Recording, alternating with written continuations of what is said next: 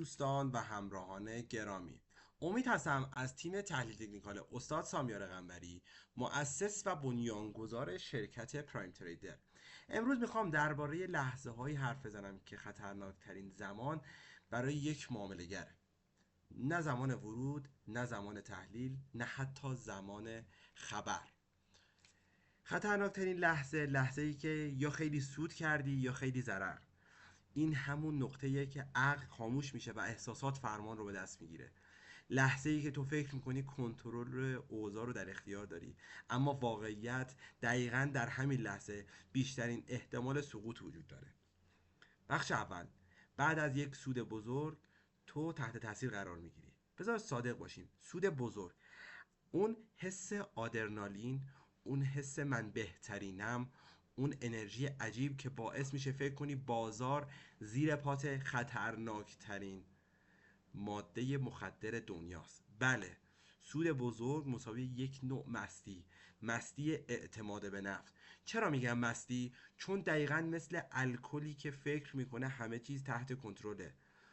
تو هم فکر میکنی همه چیز، هیچ چیزی نمیتونه جلوت رو بگیره.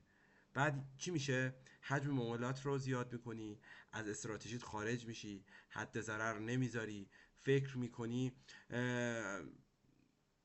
هر کاری بکنی نتیجه میده، چارت رو نمیبینی، خودتو فقط میبینی و درست همینجا بازار چنان سیلی محکمی در گوشت میزنه که کل سود چند روز، چند هفته یا حتی چند ماهت رو در عرض چند دقیقه ازت میگیره و دود میشه. سود بزرگ همیشه دو طرفه است، لذت و دوام. و اگه ذهنت رو بعد از سود کنترل نکنی، سود تبدیل به خطرناکترین دشمن موفقیتت میشه. بخش دوم، بعد از ضرر تو آسیب پذیرترین انسانی که ممکنه باشی. اما بریم سراغ اون داستان. ضرر سنگین، ضرری که مثل مشت محکم در شکمت دوستان. نفست بند میاد، ذهنت قفل میشه، دستات میلرزه، تمام آیندت رو در یک لحظه زیر سوال میبری. ذهن شروع میکنه چرا معامله باز کردم، چرا بیشتر ضرر، چرا اینجوری شد، چرا حد ضررم رو جابجا کردم، چطور میتونم جبرانش کنم، اگه همین الان یک معامله دیگه بزنم شاید برگرده. و همین جاست که خطر اصلی ظاهر میشه، انتقام گیری از بازار. تو فکر میکنی داری ضرر رو تو جبران میکنی، ولی در حقیقت داری آروم آروم خودت رو از بین میبری. احساسی معامله کردن بعد از ضرر یکی از بزرگترین دلیل‌های نابودی حسابته. ضرر بزرگ تو رو احساسی میکنه، با احساسات تصمیم میگیری و احساسات مساوی با دشمن معامله‌گر. بخش سوم چیه؟ چیزی که کسی بهت نمیگه دوستان. بعضیا فکر میکنن معامله‌گری بعد از تحلیل و استراتژی کلا تمام میشه، اما واقعیت یک شوک بزرگ داره. بزرگترین چالشی که یک معامله‌گر با اون روبرو میشه بعد از معامله است، نه قبل اون. تحلیل، دانش، تکنیک، سیستم، استراتژی، همشون یک ابزارن دوستان. اما چیزی که حساب تو رو حفظ میکنه یا نابود میکنه ذهن توه، خود تویی. و ذهن دقیقا در 2 لحظه ضعیفترین وضعیت رو داره، بعد از برد بزرگ، بعد از باخت بزرگ. این 2 لحظه قاتل حرفه‌ای ها و تازه کاران. بخش چهارم، چطور بعد از سود زیاد ذهنمون رو کنترل کنیم. برو بیرون از سیستم، واقعا کامپیوترت رو خاموش کن. حتی اگه بازار فریاد میزنه برگرد. سود بزرگ مساوی با ذهن مستانه. مست هم نباید رانندگی کنه، چه برسه معامله. معاملت رو همون روز معاملات رو همون روز ممنوع کن. به مغزت فرصت بده به حالت نرمالش برگرده. سود زیاد کمیاب نیست، اما از دست دادن شایع ترین اتفاق دنیاست. سودت رو واقعی کن. سود روی صفحه پول نیست، بیرون کشیده شدن سود واقعیه.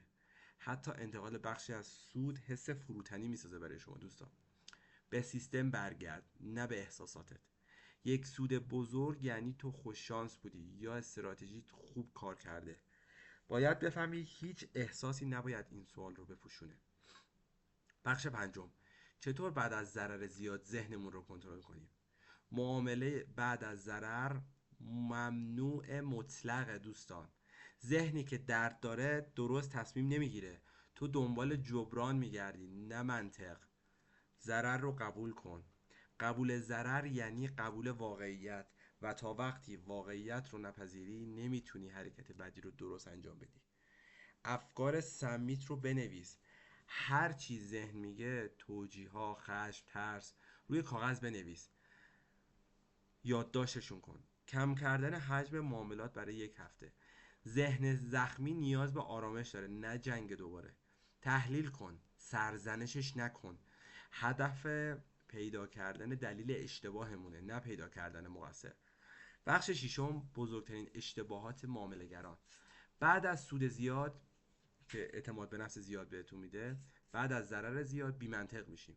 در هر دو حالت تو خودت نیستی و زمان معامله گری زمان خطرناکی میشه. بازار همیشه صبر میکنه، اما ذهن تو صبر نمیکنه و این شکاف کوچیک میتونه حساب تو رو صفر کنه. بخش هفتم، لحظه پاکزازی ذهنه. خب، یک جمله طلایی هست که برای همیشه به ما میگه بعد از سود زیاد تو دشمن خودت میشی، بعد از ضرر زیاد تو قربانی خودت میشی و تنها راه نجات چیه؟ برگشتن به نقطه صفر ذهنی. همون حالتی که نه هیجان داری، نه خشم، نه ترس. حالت خنثی، حالت حرفه‌ای. معامله‌گری یعنی توانایی برگشتن به حالت خنثی. بارها بارها بارها برات اتفاق میفته. خب، جمع‌بندی: سیلی که باید بخوری.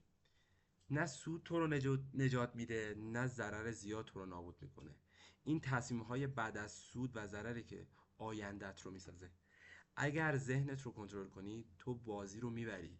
اگر ذهن رو تو کنترل کنی بازار خیلی زود یادت میندازه که معامله‌گری جای احساسات نیست. ممنونم از اینکه دوستان همراه ما بودید. شما میتونید کانال ما رو سابسکرایب و لایک کنید تا از ویدیوهایی که در آینده براتون میذاریم در جریان قرار بگیرید. ممنونم از شما. پروزی و پرونق باشید. خدا نگهدار.